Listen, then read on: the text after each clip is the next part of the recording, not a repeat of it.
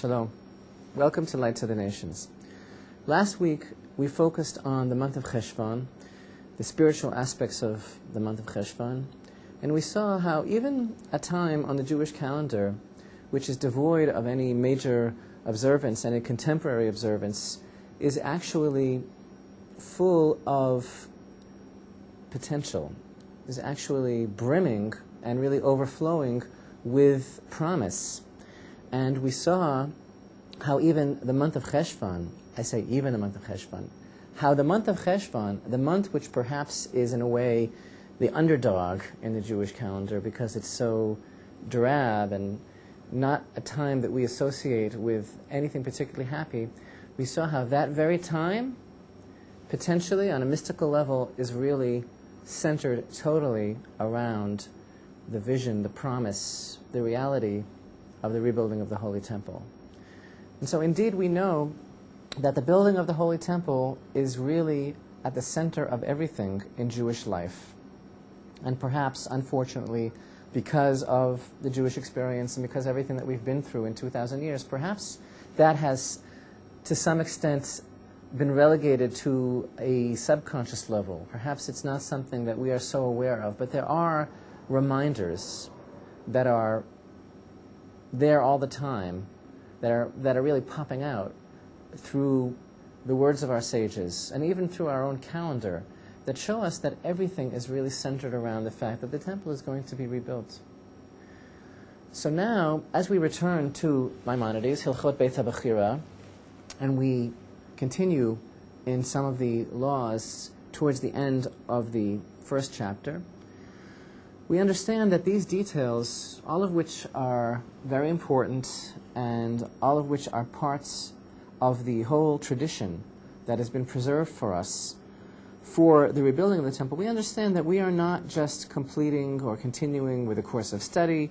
We are not just reflecting on the aspirations of the Jewish people, having been committed to a text. We are really living a life of Torah. We are really reinstating our commitments to these ideals. And how much more so now we know that we're in the midst of the month of Cheshvan. This is a time which defies explanation, because on the surface perhaps it looks like there's not much going on, but we who have studied together now know that this time is a time of tremendous potential, a time of promise. Any time is a good time for the rebuilding of the temple, but there are times throughout the year that Hashem has indicated to us that they have a special connection, a special association, a special promise. And certainly any time is a time to study about that which we need to know in order to prepare for the rebuilding. So remember, in everything that we do together as we are continuing our study, this is not about a building and it's not about history. This is about the very stuff of our being, our connection with reality as Jews and as people who are connected to the God of Israel. We know that this is going to become a reality, and by studying it and by wanting to become familiar with an area of Jewish study that unfortunately has fallen by the wayside, we are stating our belief and our commitment that these things will come to pass. So, we are in the first chapter of Hilchot Beit HaBechira, Maimonides' Laws of the Chosen House. And when last we were discussing these matters, we talked about the stones that are necessary for the building of the temple and the verses from which we derive the qualifications and the characteristics of these stones. And now we continue in Halacha 9. Ve'ein bonin bo eitz bolet klal. There is a particular idea that the temple must be constructed of stone, of large stones, and not of wood. And the temple is not supposed to feature any wood, which is the expression that Maimonides uses, eitz bolet, wood which is standing out, which is conspicuous, which is uncovered. Ein bonin bo eitz bolet klal. We should not be building in the temple any conspicuous wood. Ela o ba'avanim o bilvenim vasid. but rather the temple should only be built out of large stones or bricks and with a lime wash. With it should be white. And sid is sometimes translated as lime. Sometimes it refers also to perhaps the mortar in between. Ve'ein osin achsadrot shel eitz b'chol ha'azara, ela shel avanim o levenim. And also we should not have what are called achsadrot of wood in the entire court, only large stones or bricks. And what are achsadrot? They are basically like chambers, an area which is only open from one direction, a type of construction which is open from one direction. So here, in this particular entry, Maimonides is telling us, that, again, as we studied in the last entry, that the temple has to be made out of stone. Here, he continues and tells us specifically that there is a prohibition against utilizing wood, and repeats again only stone or bricks, and that even within the confines of the temple there should not be any subdivision, any type of chamber, any type of structure within the confines of the temple that is made out of wood. And here actually a question immediately comes to mind, and it's a question which is really raised by the Ra'avad, who is really one of the major commentaries on the Mishnah Torah, on the works of Maimonides. And he brings out the fact that there seems to be actually a problem in understanding Maimonides' words, because the chamber of the high priest, which is sometimes referred to as the chamber of wood, was actually constructed of a great deal of wood and featured much ornamentation of wood.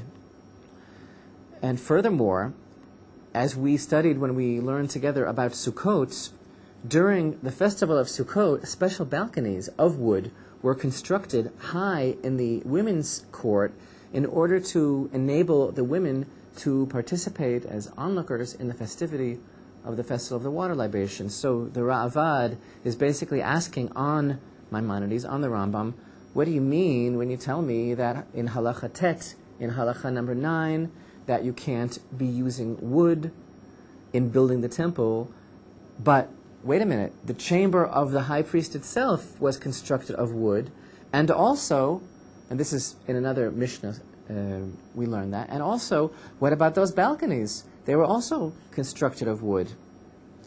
And basically, the Ra'avad answers, as we're going to see also further on, there is a particular prohibition about the use of wood in the temple, but actually that is something which our sages of blessed memory in the oral tradition derive from a verse in the Torah, and it has to do with a particular prohibition that there should not be any trees in the proximity of the altar. And we're going to see why. It's very interesting that near the altar one should not plant any trees at all. But in general, in the outer court, the particular prohibition does not apply. In other words, we learned earlier on in our series that the area called the Azara is basically, as we see here, within the gates of Nicanor. That entire area encompassed here is referred to as the Azara, and that is the area about which our sages make it quite certain that there cannot be any trees from that point in. But within the area of the Ezrat Nashim, the women's court, and certainly in the outer complex of the Temple Mount, the outer part of the Temple Mount, there perhaps this prohibition would not apply. And there are different opinions here. It's a rather complicated area of thought. There are different entries and different commentators, and some talk about the fact that the prohibition about wood, using wood in the temple, specifically refers to wood which is basically exactly as Maimonides uses in this word that you see here. We'll repeat for you. Eitz bolate, which means wood that is basically conspicuous, that it's outstanding to the eye, that it's sticking out really. That's really what that word means. But wood which is covered, which is overlaid, is something else altogether. And so that's one way of looking at it. And the other idea, as I just mentioned, is that this particular prohibition is really only applying to the proximity of where the altar is. And we're going to see why there's a verse from which we derive that there is a specific problem about having trees in the area of the altar, whereas, and that would be the inner part of the temple, the Azara, whereas outside, in other areas of the temple, and certainly in the complex of the Temple Mount, that would not be a problem. So on this point, there are several opinions, and some maintain that there were no trees anywhere on the Temple Mount, and others maintain that perhaps on the outer areas it would have been permissible, and perhaps there were, but certainly not in the inner part of the temple. Where does this come from? Well, there's a verse, and the verse is actually in the book of Deuteronomy. The verse states, "Do not plant an Asherah, any tree, near the altar of Hashem your God." Now, an Asherah is a type of tree which, according to some opinions, was worshipped or was part of an idolatrous form of worship. And I'm sure many of our viewers are familiar with this word, and you know that in ancient times, in pagan times, the times of the different cults that our forefathers stood up against, and that the Torah most clearly prohibits, all sorts of different types of occult worship, there was a particular type of tree worship which was rather prevalent in the ancient world. And referring to this idea of the Asherah, the tree worship, the Torah tells us that you may not plant an Asherah. And then the verse continues and says, look at the verse in Hebrew, Lo tita lecha Asherah kol eitz etzel mizbach Hashem Elokecha. Don't plant an Asherah or any tree near, close to the altar of the Lord your God. So our sages of blessed memory derive from this verse, according to the rules of interpretation of the Torah that have been passed down ever since Sinai, from Moses our master, they derive from this verse that there is a prohibition against having any sort of tree whatsoever in the area of the altar. Not only an Asherah, but also this would include not only planting any tree, but any sort of building of wood. And that's why I've been discussing now, how could it be? And the Ravad asks, how could it be? What about the chamber of the high priest? And what about, wouldn't this apply to the balconies of the women? Because the verse teaches us that there really shouldn't be any wood at all in the temple. And then we have the answer, which we were discussing with you, that perhaps that's only talking about in the Azara, in the inner part of the temple. But in any event, the majority of our commentators basically discern the fact that this prohibition is really talking about eitz bolet, as we said, wood which is conspicuous, but not wood which is either included within the building, or wood which is somehow covered over, perhaps overlaid with gold, for example. Now, I want to explain a little bit about the idea of the Asherah. The Asherah is not necessarily a tree which is worshipped, which is considered to possess some sort of divine powers, or which is considered to be some sort of object to be worshipped. But specifically, what the Torah is concerned about here, what our sages of blessed memory inform us of, is that the way that it worked in many of these circles of the ancient cults was that there was a particular idolatry. Let's say there was an idol, there was a place where people would come together in idolatrous meeting, and this place was shaded by large trees.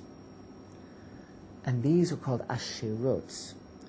And the trees gave a certain degree of privacy and perhaps mystery as well. They shaded over these platforms or the locations of these worship centers, these idols, with their branches. And in the shade and in the darkness of those trees, part of the idolatrous rites included a large degree of promiscuity and other types of terrible things that happen under these trees.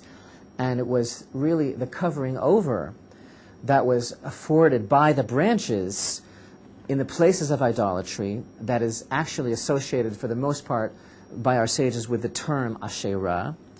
And thus, there is a prohibition certainly to make a great demarcation between that type of idolatrous behavior and what goes on in the temple of the one God of Israel, prohibition against having any sort of trees near the altar of Hashem. And that's basically where that whole concept from which it is derived. So, continuing now into the next halacha in the Rambam, first chapter, halacha Yud. We continue, umiratzvin et kol ha'azara ba'avanim yikarot. And there is a commandment to tile the entire court of the temple with the direct translation of the words, actually, avanim yikarot would be precious stones, but actually our sages explain, but what Maimonides is referring to is with large stones. And actually, one opinion is that this is marble stone. So large tiles, marble tiles, are to be used in laying down the floor of the temple. Now you know that the Kohanim that are serving in the temple, the men of priestly descent, the descendants of Aaron, are serving in the temple barefoot. They attend to the divine service without wearing shoes. It's actually a requirement in their duties for them to feel the floor with their bare feet. There is to be no interruption between their feet and the floor. And you know, on a deeper level, you can see on a mystical level, you know, the Kohen in the temple is really like an electric plug in a socket.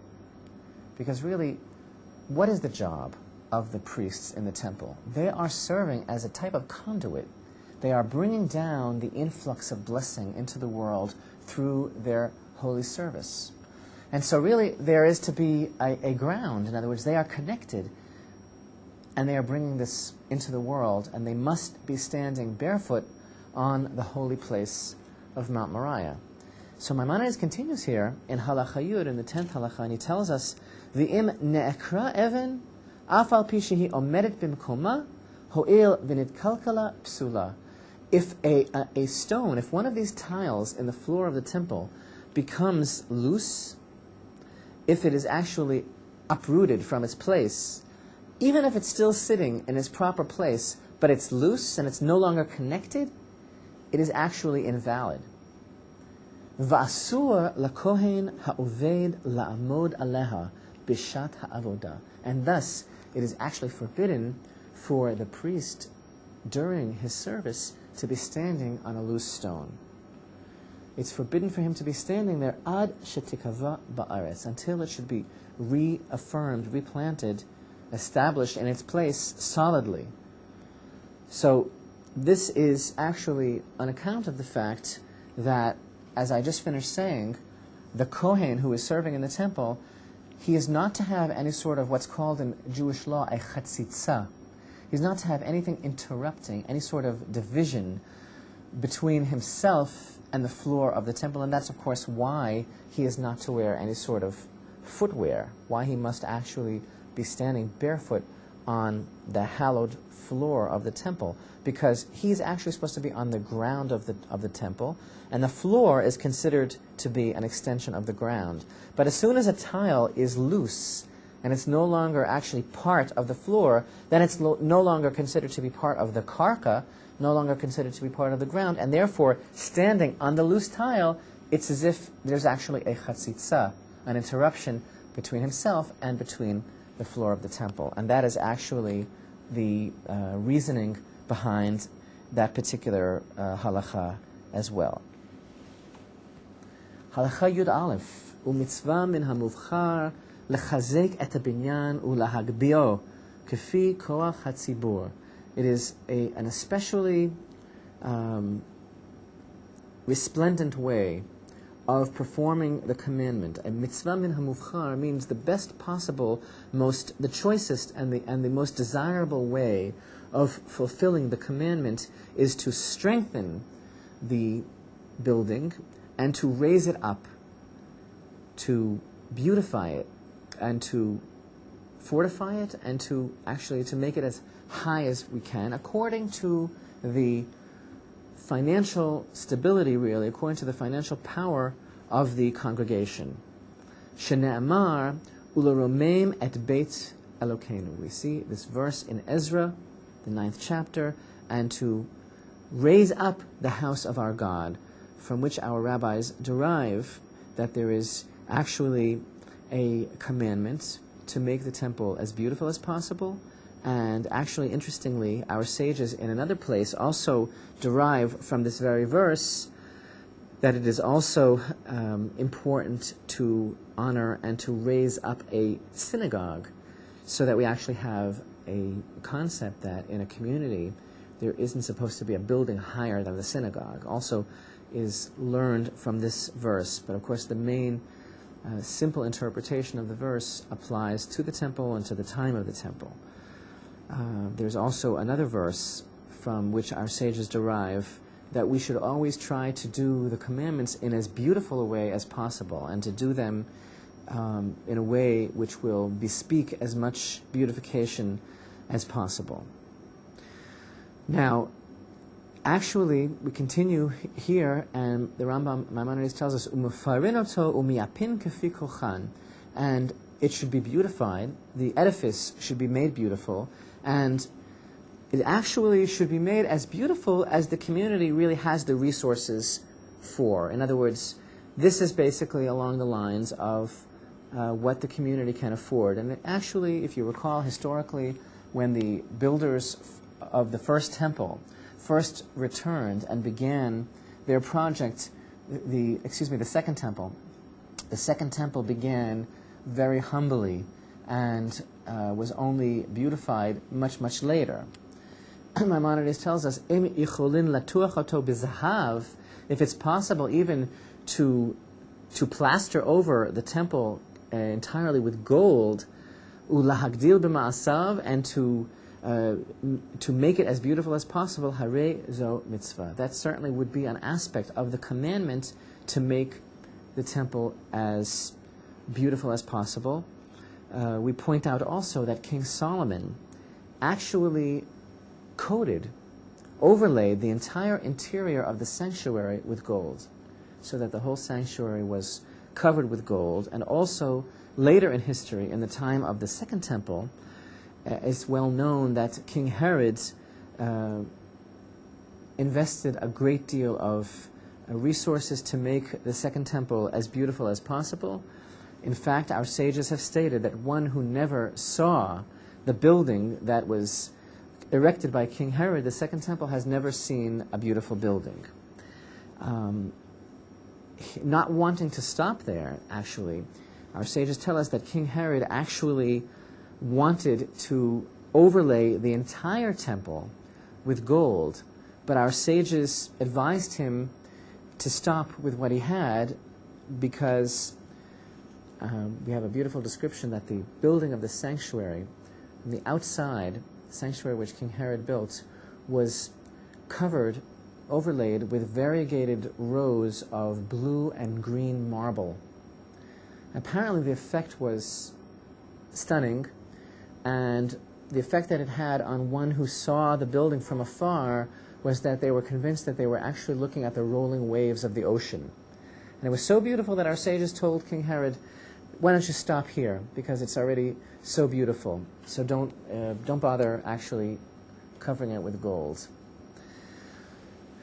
Once again, as we mentioned just recently, we are presently in days when there are other people, other powers that are attempting to strengthen their stranglehold over the Temple Mount and the edifices on the Temple Mount, and there are others who unfortunately are attempting to raise up, to strengthen, to fortify, and to beautify the buildings of idolatry on the Temple Mount.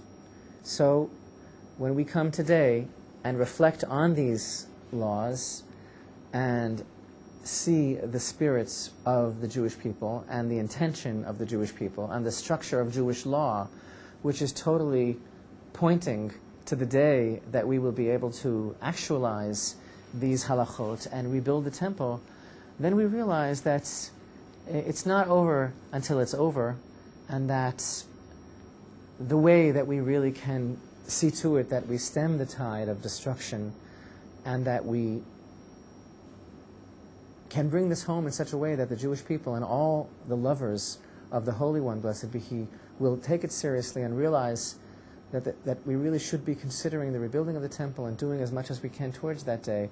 The way that we are going to facilitate that revolution is by doing exactly what we're doing and more, by studying, by doing as much as we can to strengthen the building of the temple, the consciousness behind it all, which is that we really are not on the level that we were intended to be without the temple, that it's an integral part of our relationship with the Creator and of bringing His light back into the world. And it's not only the light for the Jewish people, the light of the Shekhinah, the divine presence, the light to Israel, and the light to the nations.